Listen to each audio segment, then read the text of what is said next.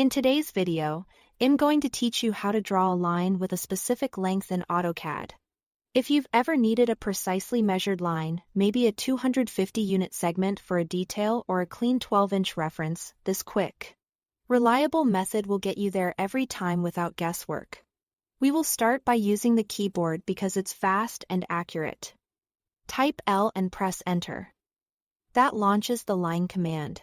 You'll notice prompts near your cursor or down in the command line, guiding you through what AutoCAD expects next. Relying on these prompts is a great habit. They keep you aware of exactly what the software is waiting for. Next, click to set the starting point. This first click defines the anchor of your line. Choose any point in your drawing area that makes sense for your design.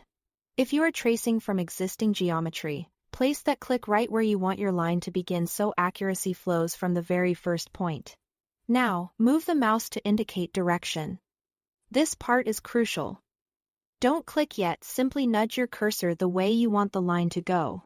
For clean horizontal and vertical lines, turn on Ortho by pressing F8.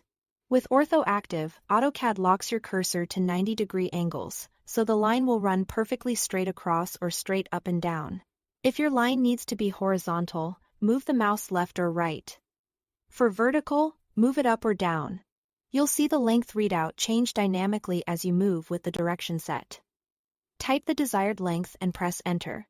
Here is no need for a second click here. Just type the number.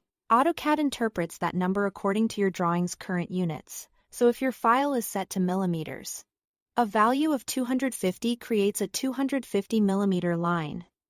If it's inches, it will be inches. As soon as you press Enter, AutoCAD draws the line precisely to that length along the direction you indicated. That's the entire workflow.